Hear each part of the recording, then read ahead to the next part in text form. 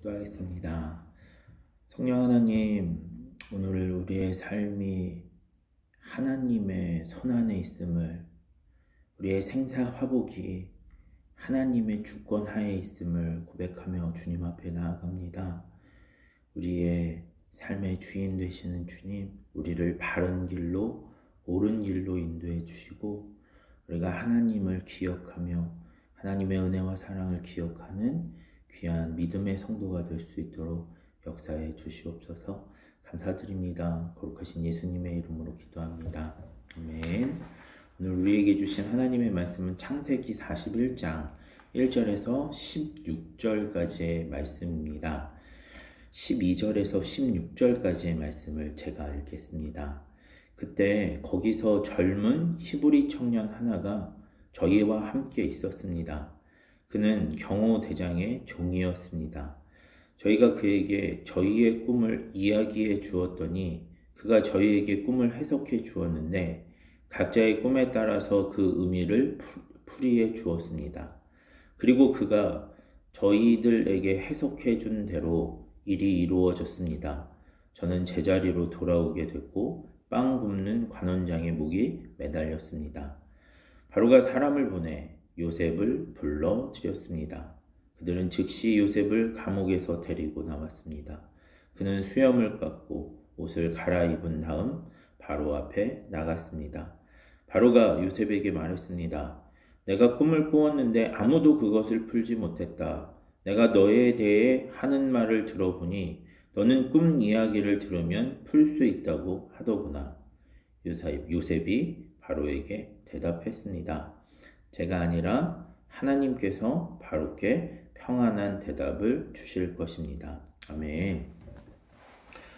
바로가 꿈을 꿉니다. 어떤 꿈이었냐면 살찌고 아름다운 암소 7마리가 강가를 이렇게 거닐며 풀을 뜯고 평화로운 모습으로 있었습니다. 그런데 갑자기 흉측하고 마른 암소 7마리가 나타나서 그 아름다운 암소들을 잡아먹는 꿈이었습니다. 목축을 상징하고 있었던 암소였는데 그 암소가 굉장히 풍요로웠던 모습들을 보면서 마음이 흐뭇했었을 것인데 그 흐뭇했던 그 상황이 갑자기 반전되어서 아주 흉측하고 마른 암소가 그 아름다운 암소들을 잡아먹는 꿈을 꾼 것입니다. 그리고 연이어서 또 다른 꿈을 꾸는데 아주 곡식이 실한, 아주 그냥 속이 꽉 찬 그 알곡이 7개가 눈에 보였습니다. 그런데 보기만 해도 배가 부른 속이 꽉 찬 그 알곡을 속도 비어있고 마르고 먹을 것이라고는 조금도 없을 것 같은 그냥 가라지처럼 보이는 이삭 7개가 곡식이 속이 아주 꽉 찬 실한 그 이삭을 이렇게 삼켜버리는 꿈을 꾸었습니다. 바울은 애굽의 바로는 이 꿈을 꾸고 굉장히 마음에 두려움이 생겼습니다. 이것이 도대체 어떤 꿈이지? 이 꿈이 의미하는 바가 무엇인지 두려운 마음을 그리고 고뇌하는 마음을 갖게 되었습니다.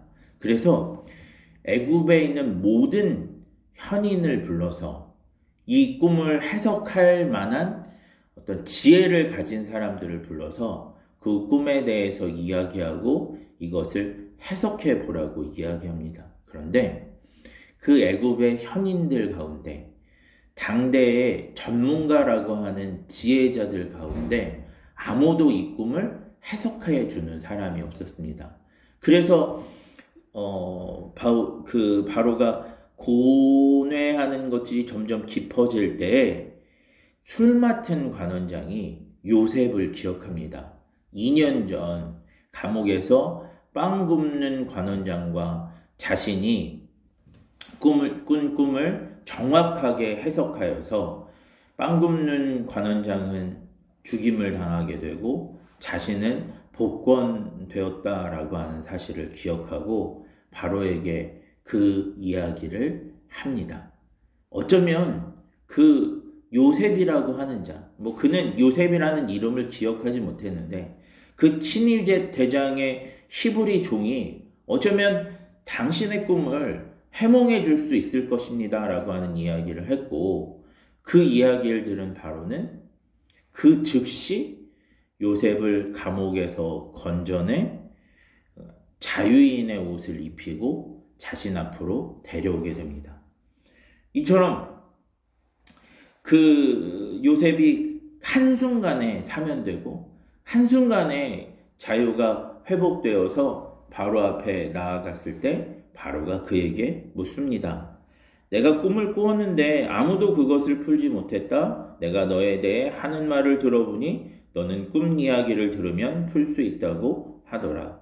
네가 지금 자유인이 된 것, 그리고 죄수의 옷을 벗고 좋은 옷을 입게 된 것은 너에게 해몽 능력이 있기 때문이다 라고 하는 아주 엄미한 말을 하는 것입니다. 반대로 얘기하면 너 이 꿈 해석하지 못하면 다시 죄수가 될 수도 있고 아니 죽을 수도 있어 라고 하는 아주 엄미한 말입니다. 그런데 그 말을 들었을 때 요셉이 이렇게 대답합니다. 제가 해몽하는 사람이 아닙니다. 저는 해몽할 능력이 없습니다. 하지만 하나님께서 당신에게 평안한 대답을 주실 것입니다. 라고 이야기합니다. 오늘 요셉은 분명하게 자신의 어떤 그 존재의 상황이 완전히 바뀔 수 있는 기회와 같은 상황, 또한 죽임을 당할 수 있는 위기의 상황 속에서 자신의 힘이나 자신의 지혜를 의지하지 않고 하나님의 지혜로만 이것이 가능하다라고 하는 고백을 합니다. 이것을 통해서 오늘 우리는 두 가지의 깨달음을 얻을 수 있습니다. 첫째는 무엇이냐면 꿈을 해몽하는 것이 사람의 힘이 아니라 하나님의 지혜로 말미암는다는 사실입니다.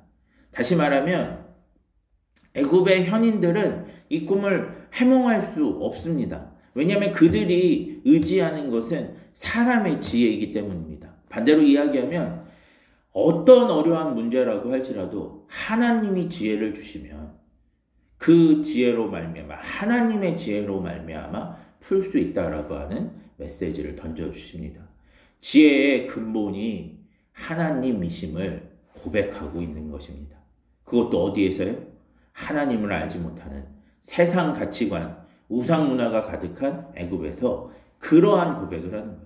우리가 살고 있는 이 땅이 아무리 하나님을 인정하지 않는 세상이라고 할지라도 그 세상에서 우리에게 지혜를 주시는 그 지혜의 원천은 하나님밖에 없다라고 하는 고백을 하게 되는 것입니다. 또 한 가지는 무엇이냐면 우리를 평안케 하는 것, 그리고 우리에게 기쁨과 즐거움과 행복을 주는 것은 사람의 능력이 아니라 하나님의 은혜라고 하는 사실도 알려주고 있습니다. 16절에서 요셉이 바로에게 대답한 것처럼 우리는 평안을 줄 수 있는 사람이 아닙니다. 우리는 우리의 능력으로는 그 누구도 평안케 할 수 없습니다. 다만 하나님의 은혜가 임하면, 하나님의 구원이 임하면 그때 비로소 우리는 평안하고 그때 비로소 우리는 두려움에서 벗어날 수 있다라는 사실입니다. 오늘 이 두 가지의 메시지를 통해서 우리는 우리의 삶이 하나님 손 안에 있음을 다시 한번 생각하게 됩니다. 아무리 애굽에 지혜로운 사람이 많았다라고 할지라도 그 지혜로 말미암아 사람들에게 존경을 받는 그런 지혜자들이 많았다라고 할지라도 그 누구도 바로의 꿈을 해몽하지 못했다라고 하는 사실을 기억해야 한다는 것입니다. 또한 신의 아들이라고 여겨졌던 바로조차도 그의 꿈으로 말미암아 스스로 평안할 수 없었다라고 하는 사실도 기억해야 됩니다. 바로가 하나님의 사람이었던 요셉을 만나지 않았다라면 바로는 결코 그 문제를 풀 수 없었을 것이고, 또한 그 꿈이 의미하는 바, 우리가 겪게 될 그 고난과 고통을 어떻게 이겨내야 할지도 알지 못했을 것입니다.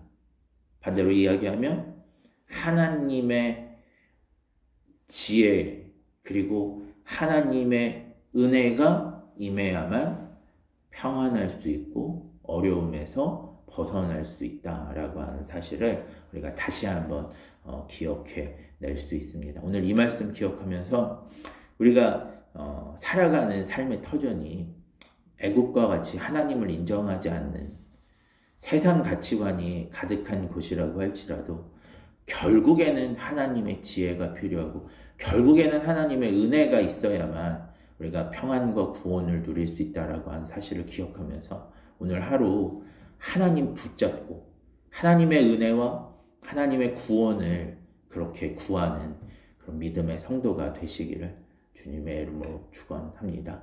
기도하겠습니다. 하나님, 애굽의 그 누구도 그 꿈을 해몽할 수 없었지만 하나님을 인정하는 요셉만은 그 꿈을 해몽할 수 있었던 능력이 그에게 임하였음을 우리가 배웠습니다. 또한 아무도 애굽의 그 바로를 평안하게 할 수 없었지만 하나님의 지혜를 가진 또 하나님의 그 은혜로 말미암아 그가 평안한 대답을 들을 수 있었던 것도 기억합니다. 오늘 우리가 이것을 기억하며 우리의 삶을 평안하게 하고 우리의 문제를 해결할 수 있는 유일한 원천이 하나님이심을 기억하며 오늘 하루도 하나님을 인정하고 하나님을 의뢰하는 믿음의 하루가 될 수 있도록 또 믿음의 성도가 될 수 있도록 역사해 주시옵소서. 우리의 삶에 우리의 모든 것이 하나님의 은혜요 하나님의 구원에 달려있음을 인정하는 은혜를 허락하여 주시옵소서. 감사드립니다. 거룩하신 예수님의 이름으로 기도합니다. 아멘.